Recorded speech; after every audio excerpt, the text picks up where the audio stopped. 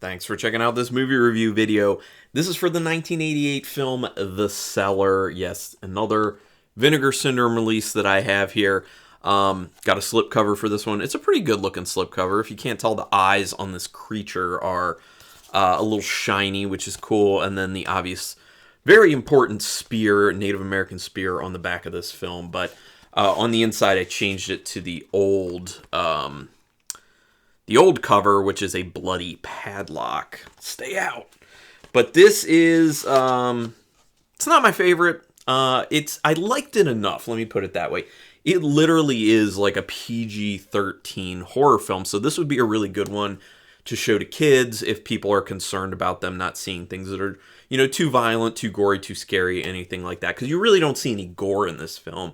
Which, obviously, me being someone who likes gore in films, I would have liked to see more gore, but I get it. If it was being, done for like a PG-13 level, I get it. It's actually pretty solid for PG-13 in my opinion, but let's get into the details of The Cellar. Directed by Kevin Tenney, who also did films such as Night of the Demons, Witchboard, Witchboard 2, Pinocchio's Revenge, Don't Let Them In, and Witch Trap. I quite like Witch Trap as a So Bad It's Good film, and I quite like Witchboard as just a film in general. I'm a big fan of that one. Really, really enjoy it. But Tenney took over. Originally it started, and apparently there was someone else directing initially. As actually one of the writers, John Woodward, was supposed to be the director. He started, and then he left early from the film, and then Kevin Tenney came in and kind of made it his own. I actually did watch the special feature on here, talking to the cast and crew, and Tenney's talked to, and he basically says that, like, he did the best he could. He recognizes that it wasn't, like, a great script or anything, but he made it as good as he could. Oh, and the other thing I have to say is, there's a producer's cut and a director's cut on here, so Tenney even said that, like, he hates the producer's cut. He thinks it's garbage. The director's cut is way better. So the director's cut is what I watched off of this. If a director's cut is available, that's always what I'm going to gravitate towards watching. So yeah, but at some point, I might watch the producer's cut with commentary because Tenney said that he and part of the crew, part of the cast and crew, really kind of tear it apart on the commentary. So I'm kind of interested to check that out. Written by John Woodward, Darryl Wemberley, who also did The Radicals and No Pain, No Gain. And it's based on a short story by David Henry Keller. Just so people know. Obviously, the Native American spear shown very early in this film has significance. They focus on that so much at the very beginning of the film, you just know, okay, this is going to be one of those films, which there's been a lot in, especially in this time period, really focusing on Native American this or Native American that. And it's usually in the context of people disregarding Native American warnings, Native American lore, Native American practices, Native American grounds. And that was kind of popularized a lot with Poltergeist. But yeah, you just know that's what this type of film is going to end up being when they focus so much on that Native American spear. Has the feathers all over it. It has the rabbit's paws on it and all that jazz. People are going to be doomed because the kid, a young TC, took the rabbit's paw from the spear. Because they focused on it so much, it's intentionally sticking in the ground. As soon as that kid's like, oh, a rabbit's paw, let's go. You're like, and now the mayhem starts. Now comes the evil. The evil one, I think is what Sam John calls it. The evil one. The acidic sludge is no joke the way it strips dogs Sadie and Champ to the bone. It does it to some kittens later, too. So, that stuff's no joke. Although, the shots when it's, bubbling out of the ground, other than the color, really did remind me of the film The Stuff, the Larry Cohen film The Stuff, which is another film I really, really love. But, yeah, I love the sludge. I would have liked them to do more with the sludge, but I do appreciate what they did with it in the beginning of the film, at least. So, yeah. It was a weird noise. Things escalate pretty fast with the father getting yanked down, the cigarette igniting the sludge, and the whole oil derrick going up in flames. Yeah, things get ridiculous quick. in this film, and I really, really, really enjoy that about it. It felt like it was moving towards something I didn't know was going to be kind of that grandiose to start things out, but I really did enjoy that that's kind of where they go with it. I did not see that whole oil derrick just going up in flames, having like a bit of a mini explosion, but I had a feeling the father was going to get it as soon as that thing started rocking, and he's like, better go investigate. You're like, yep, you're going to die. Well, it's easy to understand why TC is passing out drunk in the bar when they show him many decades in the future, because, yeah, he had a traumatic past as a kid. And I'm sure he was really trying to live with the issue of he did it. You know, like I think at some point he understands that, like, him removing that rabbit's paw from the spear is what caused all the events and led to his father's death. So he's obviously dealing with a lot of trauma of, you know, seeing his father die like that, but also the guilt of feeling like, or knowing that it was kind of caused by him. So yeah. The house in the middle of nowhere to increase the danger. Very limited ways to get help in this instance. This is something that gets used a lot in film. They kind of, you know, will put a house kind of out in the middle of nowhere. There's really not much help to be had from anyone if things go south. So again, that's being used here. It kind of like ups the stakes when danger starts happening. Of course, Mance and Emily are skeptical of Sam John. Just lets you know that they'll end up messing things up like TC did when he was a young child. So it ends up not so much being them as it ends up being the kid Willie. But yeah, you know, it's TC as a kid did it. Willie as a kid does it. Yeah, that's how it goes. But you can see a situation. Well, I mean, I guess they opened the cellar too, so they weren't totally like faultless in this whole situation. And even if Willie wasn't around, like given enough time, I'm sure they would have messed things up too. They demonstrate Willie's intellect when he tries to fix his friend's toy airplane. That's something they introduce very early. They need to let you know that he's very smart, that he has the ability to fix and build things, and that comes in later when he's like using the flamethrower and building an explosive device, you know, all that stuff. So, yeah. TC breaks the cellar lock way too easy. That's one thing that did kind of bother me. That looked like it was a very heavy-duty looking lock, like very metal, very solid, and he just kind of like, I don't know, it was like a screwdriver or something. He takes it and just kind of like wrenches it and just like pop, there it goes. And now we can get into the cellar and have terrible things happen. So I was just kind of like, man, that was a little too easy. Interesting idea with the evil one feeding on newborn souls, because their souls aren't actually bonded to their bodies yet. That's not a concept I had seen introduced or heard introduced anywhere before. So when Sam John was talking about that, wait, was it Sam John or was it TC? One of them was talking about it. Yeah, it was an interesting concept. So the lore that's kind of pulled into this is something I've never heard before. So I really like how that's incorporated. Also, the actual creature, the evil thing, looks interesting. You know, it's not something from typical lore that gets used a lot that I've seen or heard of. So it seemed kind of original in that sense, and I don't think there's been a whole lot like it since. So it kind of stands on its own as, like, you know, pretty original. When TC introduces himself to Willie, you have the feeling that he'll be coming back to the house to help save them eventually.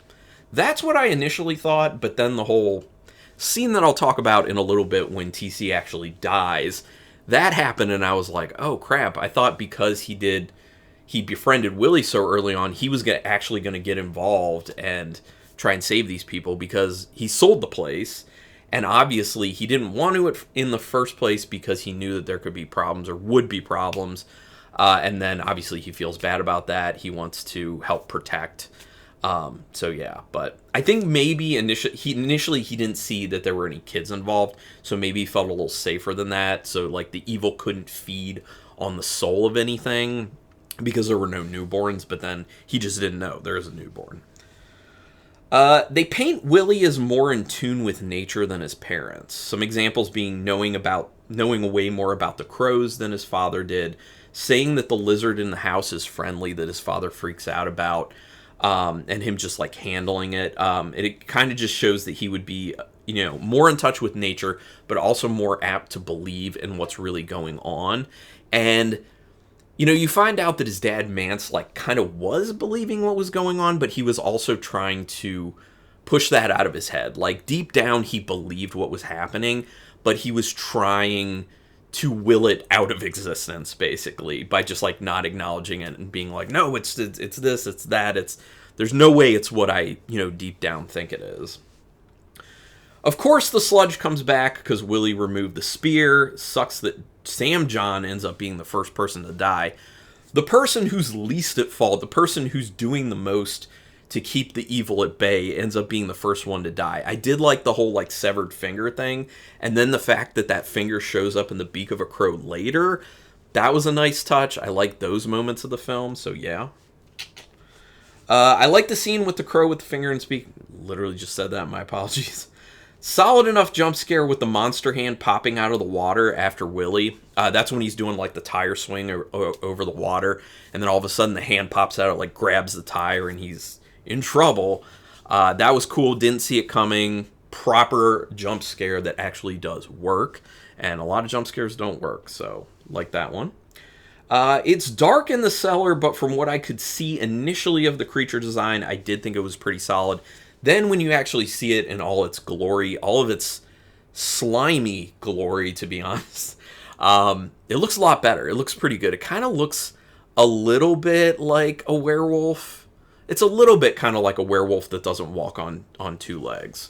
So I like the design of it. Yeah. I also like the fact that it rips itself in half. That's pretty fun. Nice moment. It does appear that there's a Shining type thing going on in the film with Mance. As he's at the property longer, he gets meaner and more combative with his family. They don't explain that there was any actual influence, and it kind of seems with what happens at the end of the film and how he ends up talking to Willie about being sorry, which I'll get to that quote at the very end. Sorry about not admitting that he was afraid. It seems like it was more of a stress-induced thing, and just kind of the pressures of family life, the pressures of marriage, the pressures of having a new house, and then the pressures of this evil, which you could really look at this film as using that evil as a metaphor for all of those pressures in anyone's life that they end up dealing with. Just something coming to get you, which is just kind of the pressures of life pressing down on you, and it's a lot to deal with. It can break you in a sense, but it did really make me think of The Shining, because Mance is kind of devolving with his family. He's really nice, it's all lovey-dovey in the beginning, and then things really start to go downhill. I think you see it first when he ends up yelling at his wife at the table, and then it just keeps going. As soon as TC gives the rabbit paw to Willie, I had a feeling that he was going to end up being dead meat. That did end up happening. As soon as that happened, I was just like, this is to protect Willie, and it was protecting him, so guess what's about to happen? And yes, that is what happens. The car wreck scene from the crow attack is a very nice scene. It may be, I think it's my favorite scene in the film. That was wild. I did not see it coming. It's well shot. Just the crows just going nuts on him and coming into the car and sending the car off the cliff. And I was wondering at first, I'm like, okay, well, here he's going to die. But then I was wondering, because the car didn't explode. That's usually how they indicate to you, well, he's definitely dead. Because it didn't explode. I was like, oh, well, maybe he's gonna have survived. But no, TC got a bad end. Sam John got a bad ending. TC got a bad ending. It is awesome that Willie goes down to the cellar with the flamethrower. It is also awesome that Willie is the one with the most guts in the family. He's the one who has that sense of duty and feels like no one's taking this seriously. Sam John's gone. TC's gone. It is up to me. So he steps up instead of his father, which is one of the primary reasons that I think his father really does apologize at the end, because he realizes by acting the way that he did, it kind of placed his son in the position to step up when he wouldn't. So yeah, making it even more dangerous. Yep, no problem with Mance. Perfectly normal to fire numerous shots at a crow out your window at night. I like that scene too, just because it's like kind of ridiculous and funny, where he just gets up in the middle of the night because the crow lands on the windowsill, and he just takes that revolver and he just starts firing in the middle of the night. I mean, it's not like he was going to hit a neighbor or anything, because they're like the only house for miles, obviously, but I thought it was kind of funny. The attack on Tommy was okay, but what's better is the attitude that Willie gives to his father after that happens. Because he's like asking him what happened. He's trying to tell him the truth, and then he's just like, well, he says something, he's just like, yes, oh, is that what you wanted to hear? And he's just giving him so much attitude. I think the actor who played Willie did a really good job in this in particular, because not all kid actors are all that good. Actually, there are a lot that are not that good, but he was good. He did a nice job. I think the acting in general, actually, in this film was pretty good. Of course, there's a thunderstorm when the creature is on the move in the I said basement, in the cellar, because that's what they do in movies around this time. When it's trying to make its way out of the cellar, it's like, oh yeah, of course, it's the 80s. Gotta be a thunderstorm. Add that extra ambiance, atmosphere of ooh, scary, because everything scary happens during thunderstorms for the most part. It is great when you see a full view of the creature and how slimy it is. Can't stress how much I love how slimy that thing is. I love that addition in films. I don't know what it is. It just makes things look more gross, more scary to me if they're super slimy. I.e. Alien, the Xenomorph in Alien. Or any of the aliens. It's funny how Willie insists that he get revenge on the creature for killing his dad, and his mother just ends up going along with it. She is not the adult in this situation. It becomes very evident that Willie is the adult in this family as he's handling everything. Any smart parent would say, I don't care, I'm going to literally pick you up and remove you from this situation. You are not going into this cellar to face off against this very, very dangerous thing that at this point they think killed your father. So yeah. I love that everyone's going back in the house when it's about to explode. I thought that was kind of comical. It was kind of like a so bad it's good type moment for me, because Willie goes in, or no, sorry, it's TC goes in first, Willie goes in after him, and then as they get to the door and they're about to leave, the mother, Emily, I think her name's Emily in it, runs into him, and it's just like, why was she coming into the house? I don't understand. What was she gonna do? I don't know. It was just kind of a funny moment. I don't know why it's in there, but I appreciate that it's in there. Let's say that much. The quote, I was afraid you wouldn't love me if you thought I was afraid. That line was awful. There's so many more interesting and better ways to kind of deliver that sentiment at the end of the film, but it is a so bad it's good type moment. I did laugh at it out loud, and for that reason, it is kind of a nice way to end it, so I appreciate it enough. I will say one of the big things with this film, the pacing, I don't think is that great, unfortunately.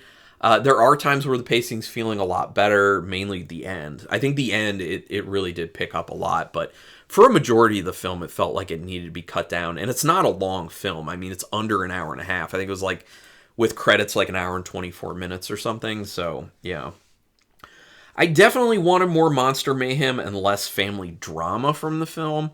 I understand what they're doing with the family drama, but I think and it's fine to have it in there, just like cut it down some and increase the creature mayhem. But that could have been kind of a budgetary constraint type thing, so like, I get it. This is just kind of like a wish list item for me. Like, ideally, I would have liked to have, so yeah. This involves the trope that was popular at the time about people disrespecting the land and native lore, which leads to dire consequences. I already kind of talked about that in the beginning, and yes, bears repeating. That was one of the big things that was popular at that time in film, been used a lot. I don't feel like it's used a ton anymore, but yeah, it's still around. But out of 5 stars with half stars in play, I give it a 3-star rating, especially because it's a PG-13 film and it is this entertaining. Pretty good. 3-star rating for me. But this is where I'd like to hear your opinions on this film. Go ahead and put it in the comments. Love it, hate it in between. Let me know your thoughts on that. And also, have you watched these, either of the cuts or both of the cuts with the commentary? And would you recommend it? Let me know. But Do me a quick favor, hit subscribe to my channel if you haven't already. I would greatly appreciate that. That's the best way to repay me if you like any content I'm putting out, including this video. Also hit the notification bell button, because then you'll know when I'm putting up new videos, which I'm doing 3 or 4 a week, which I think is a good amount of output. It's one of those days. Anyway, thank you so much for taking your time to watch this video, and until next time, keep it brutal.